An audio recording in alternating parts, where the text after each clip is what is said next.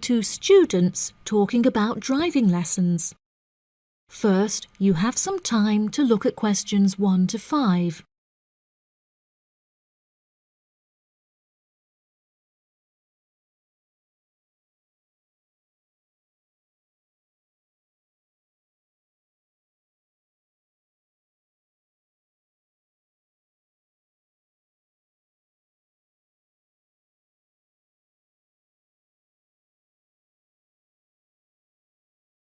You will see that there is an example that has been done for you. On this occasion only, the conversation relating to this will be played first. Hi, Zach. I heard you passed your driving test. Congratulations. Thanks, Olivia. I passed just last week. It feels great to be independent and driving on my own. I really want to take driving lessons, but I haven't been able to find a driving school that will give lessons during the weekends, so that I don't have to miss any classes at college. The woman wants to take driving lessons during the weekends, so weekends has been written in the space. Now we shall begin. You should answer the questions as you listen, because you will not hear the recording a second time. Listen carefully and answer questions 1 to 5. Hi, Zach. I heard you passed your driving test. Congratulations. Thanks, Olivia. I passed just last week. It feels great to be independent and driving on my own. I really want to take driving lessons, but I haven't been able to find a driving school that will give lessons during the weekends, so that I don't have to miss any classes at college. The driving school that I used was brilliant and really flexible with their teaching hours. It's really close to the school. The address is 67 Kings Road. That's 67 King'(S) Road. Oh, that's perfect. I don't like the idea of driving around busy streets. Did your teacher make you drive in urban areas, or did he mainly teach you on roads in the countryside? My teacher said that I had to learn on both in order to become a good and experienced driver. We would start in the city centre and then drive north above the city. He sounds like a good teacher. Would you mind giving me his contact details so I can ask him for lessons? Of course. My mother's friend Daniel Smith referred me to him. His name is Alan Sutcliffe. Could you spell the surname, please? Sutcliffe.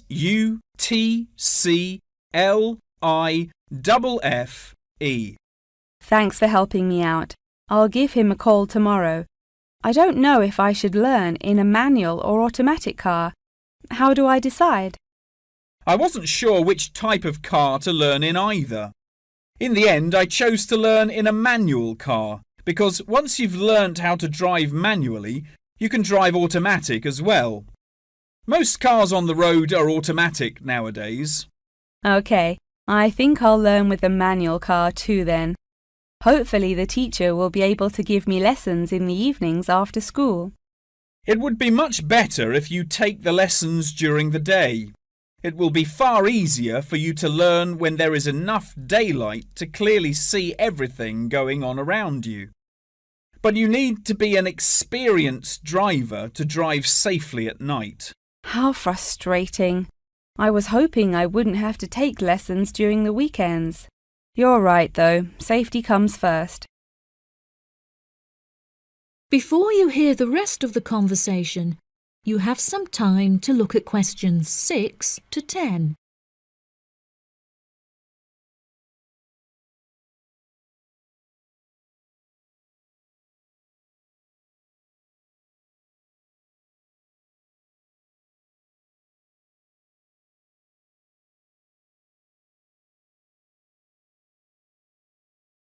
Now listen and answer questions 6 to 10. Speaking of safety, you should wait until summer to start learning. It's really difficult and dangerous to drive in the wind and rain as a learner, so you should definitely wait until the weather is sunny and dry. OK, that's perfect actually. It will give me some time to save up some money to pay for the lessons. Tell me about it. I had to work for months before I had enough money saved up. It was worth all the work when I finally got my driving licence, though. The whole process is so expensive. How much did it cost you in the end? Well, each half-hour lesson cost $30, and then the final test cost $50. In total, it cost me about $300. Gosh, it's pretty expensive. How did you find the test? Was it really difficult? No, it wasn't too bad, and the man was really calm and friendly. I knew that I would have to perform 2 parking manoeuvres during the test, so I practiced them a lot beforehand, and that really helped. The test used to last 40 minutes, but it changed a bit. For the first 20 minutes of the test, he gave me directions, and I had to just drive around, and then the last 10 minutes was for demonstrating the manoeuvres. So the test is 30 minutes in total. Okay, great. I'll remember that. Do you have any more advice? It's really good to practice driving a lot outside of driving lessons as well. Whenever my parents were running errands on the weekends, I would offer to drive them. My driving teacher also told me to buy a notebook to write down everything that I've learnt in it, like a diary. Haha, that sounds boring, but I'll do it if it helps. I found it really useful. Before my test, I read through everything I had written down, and it reminded me of a lot of things that I had forgotten about. It's really helpful for the theory test as well, because there's so much information to remember for it. That's great, Zach. Thanks for your help. No problem. See you at school. Bye. That is the end of section 1. You now have half a minute to check your answers.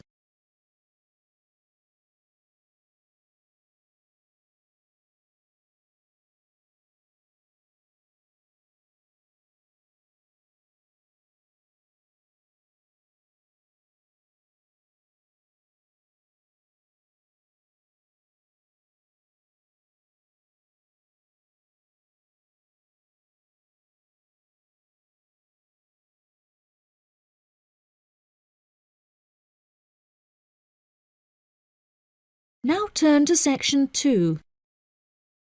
Section 2.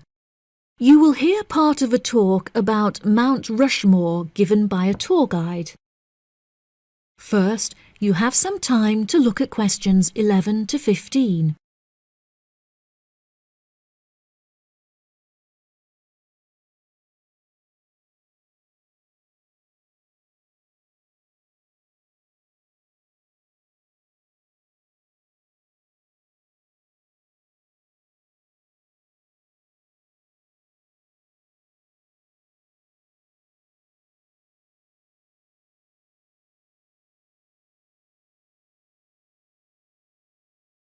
Now listen carefully and answer questions 11 to 15. Good morning, everybody, and welcome to Mount Rushmore. To start your visit, I'm just going to give you a brief account of the history of the memorial before letting you roam about on your own. I won't keep you long, okay? Mount Rushmore is South Dakota's top tourist attraction and features the heads of 4 United States presidents: George Washington, Thomas Jefferson, Theodore Roosevelt, and Abraham Lincoln. Each head is 18 meters tall, which is taller than the heights of 11 people combined. The sculptor initially wanted to depict the presidents from head to waist, but due to a lack of funding, the construction had to stop before this vision could be realized. In total, it cost the government $1 million to sculpt the heads at Mount Rushmore. Before the construction of the presidents' heads, the mountain was just bare rock and forest, attracting only a few hikers a year. The new carving at Mount Rushmore has become an iconic symbol of presidential greatness and has appeared in works of fiction and other popular works. The sculpture has also worked perfectly as a way to develop tourism, which was its intended purpose. and now attracts over 2 million people a year. The original plan was to carve the presidents' faces into the granite pillars known as the Needles. However, the sculptor soon realised that these rocks were too eroded and delicate to support such a large sculpture. Instead, he chose to locate the carving at Mount Rushmore due to its grand appearance and brightly lit rock faces that experience maximum exposure to sunlight throughout the day as a result of the southeast orientation. Upon seeing Mount Rushmore, the sculptor declared, "America will march along that skyline." The name of Mount Rushmore also has an interesting history. The location was originally known as the Six Grandfathers. However, during an expedition in 1885, the mountain was renamed after Charles E. Rushmore, a prominent New York lawyer who joked that his annual treks to the mountain had earned him the right to have it named after him. 40 years after the mountain was renamed, Charles E. Rushmore donated $5,000 towards the sculpting of the president's heads, the largest single contribution. In 1927, the construction works started and 7 years later was complete with no fatalities. So that's the history for you. If you'd like any more information, please feel free to ask me questions, or you can soak up the information from our fantastic guidebook. Before you hear the rest of the talk, you have some time to look at questions 16 to 20.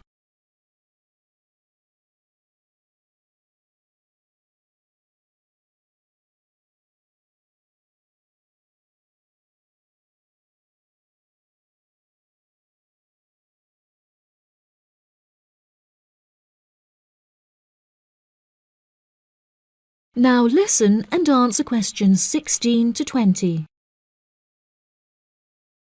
Now I'm going to give you a plan of the site, and I'd just like to point out where everything is so that you can explore everything for yourself.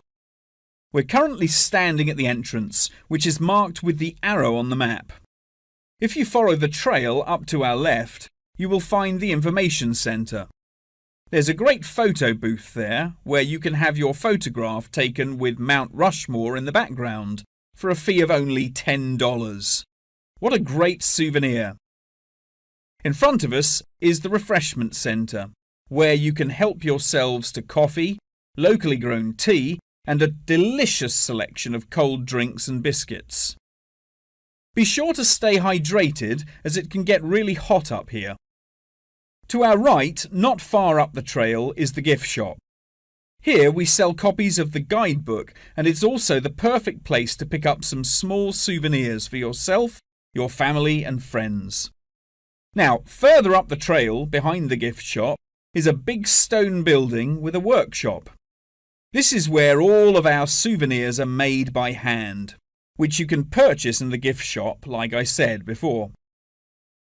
Some are even carved from pieces of rock taken from Mount Rushmore itself. If you carry on walking up the trail past the workshop, you'll find our state-of-the-art visitor centre, where you can find maps of the walking trails here at Mount Rushmore. Now for the real treat. After you have walked past the visitor centre, you can follow the trail up to the left, which will take you to our wooden shelter. From here, you will have the best view of Mount Rushmore that there is, an experience not be forgotten. Right, if anyone wants a guided tour, then I'm starting at the information centre. If you'd like to follow me, this way please. That is the end of section 2. You now have half a minute to check your answers.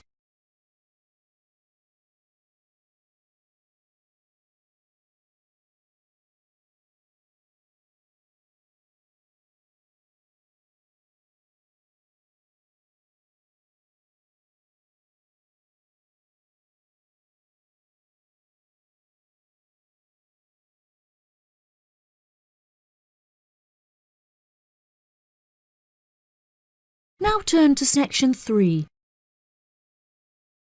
Section 3. You will hear a conversation between a professor and a student talking about taking a course. First, you have some time to look at questions 21 to 25.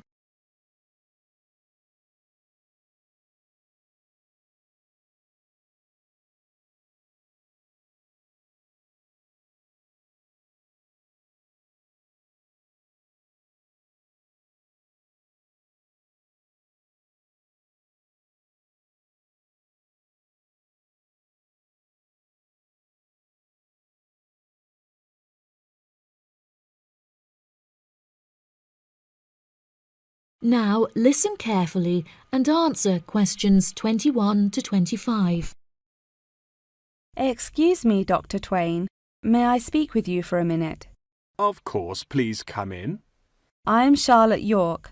I'm considering taking your course in tourism. Right. Well, Charlotte, how can I help you? I have been considering studying tourism.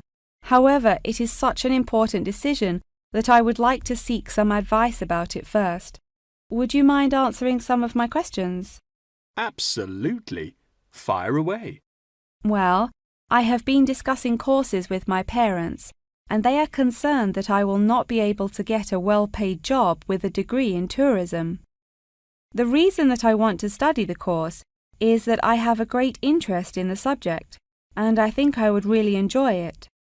I believe the only way that I will enjoy my life is if I enjoy my career. Happiness is far more important than money, don't you think? Absolutely. I would much rather be happy and poor rather than rich and miserable. Money cannot buy you happiness. I'm glad you agree. You needn't worry about money, Charlotte. A large part of the tourism course is dedicated to teaching students how to manage finances, a skill that you can apply to your everyday life as well. I would also recommend that you take a sideline course in time management, as this can be incredibly useful in efficiently planning your workload. Efficiency is the key to success. I'll remember that. Now, I have found that some students have natural talents that really help them to succeed in the course. Communication skills, for example, can be very beneficial. Do you have any strengths? Maths was always my favourite subject at school, so I really enjoy solving mathematical problems. However, I find statistics quite difficult. I have always been very capable and self-sufficient. I have a lot of confidence in my abilities and will take the initiative in situations without needing to depend on anyone else for their help. That's a really great quality to have and will be particularly useful if you choose to study tourism. That's great. I would recommend that you spend some of your time researching the course.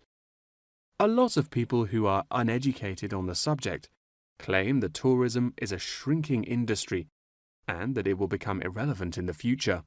If you study the published research, however, you will see that the truth is quite the opposite. The industry has, in fact, grown significantly as people have developed an ever-increasing interest in culture and travel. Have you compared the university course with a polytechnic? Yes, I have. I was interested in studying the course in modules. However, the university doesn't offer that option. I don't have enough funds to be able to attend an expensive university, so I was relieved to see that the course is quite affordable. I also considered attending a summer school instead of university to save money, and so that I could work during the rest of the year. But I really wanted the university experience. I think that university would suit you well. Before you hear the rest of the conversation, you have some time to look at questions 26 to 30.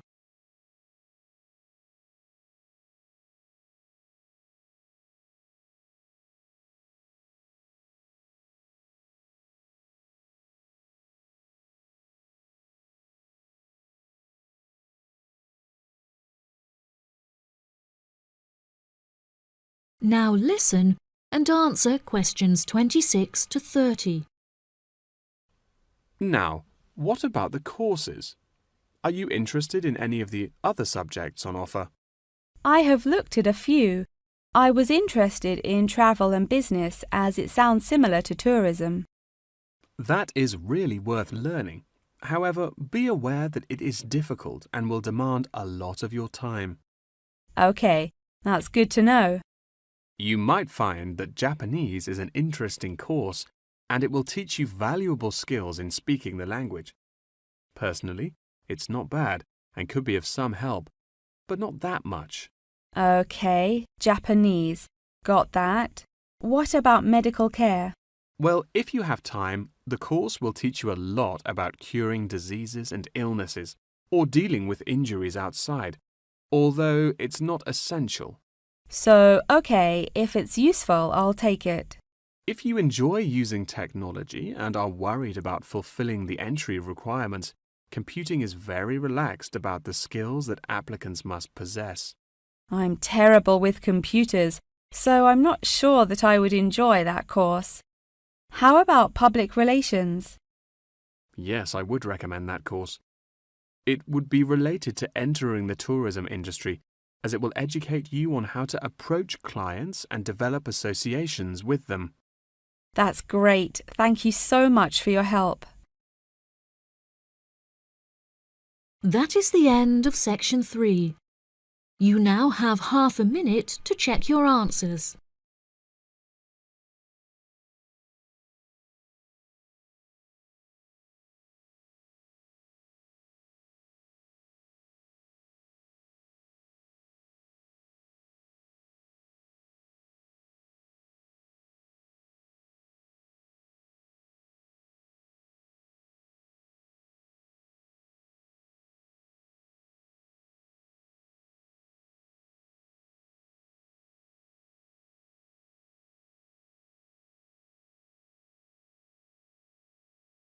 Now turn to section 4. Section 4. You will hear a talk about the practice of company outsourcing. First, you have some time to look at questions 31 to 40.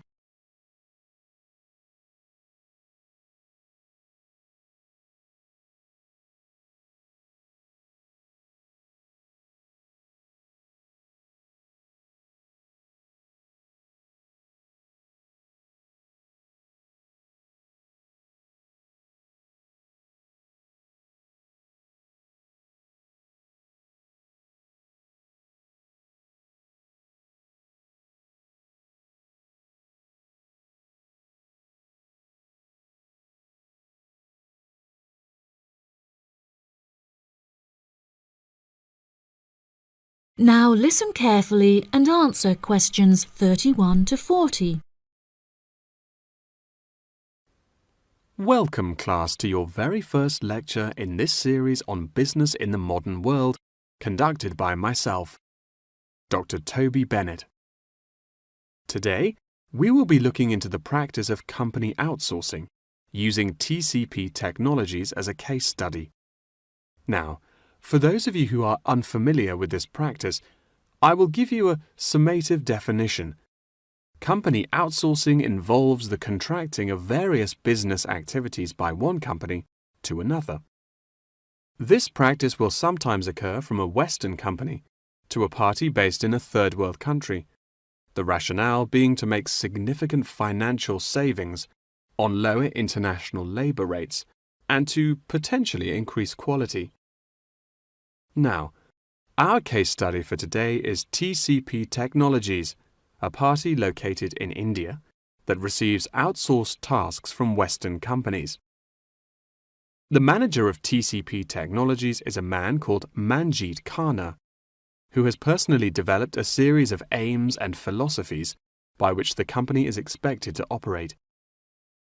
He claims that the most important of these philosophies is to create a workplace where each individual member has the opportunity to contribute their opinion to the operations of the company.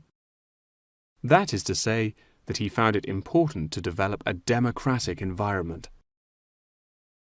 As a means of ensuring quality from every individual at TCP Technologies, a grading system has been developed that encourages an ethos of hard work and recognizes accomplishment. This grading of individuals is based upon a series of factors such as turnover, hours worked, and efficiency. Every month, Kana publishes the grades on an internal website, where staff can access not only their own grades, but also compare it to others. A spirit of playful competitiveness has developed through this method, which has resulted in increased efficiency and turnover across the company. Kana also saw it as essential to develop a culturally diverse group of employees as a means of presenting a multifaceted image that would appeal to a host of potential employees from across the globe. This cultural openness has not only increased the quantity of incoming contracted opportunities by 7%, but has also benefited the company itself significantly. A level of transparency now exists that had not before been apparent. According to questionnaires carried out recently, these newly introduced measures have significantly increased the rate of staff satisfaction, which has subsequently led to an increase of 32% in the company's income. These figures are truly admirable and serve as a testament to the measures that Kana has introduced to the workplace at TCP Technologies. In a recent interview published by The Economist, he declared, "The figures speak for themselves. My system works." When asked if he had any advice for companies on methods they could employ to streamline workflow and increase turnover, he replied, "It's simple, really. A company must see itself not as one entity comprised of nameless components, but instead as a living organism composed of cells, each one essential to the functioning of the whole. I suggest that the motto by which your management operates will be employee first."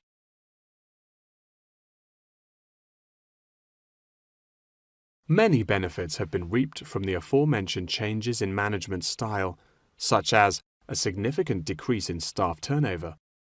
This improvement alone has solved many problems that had before stunted the growth of the company.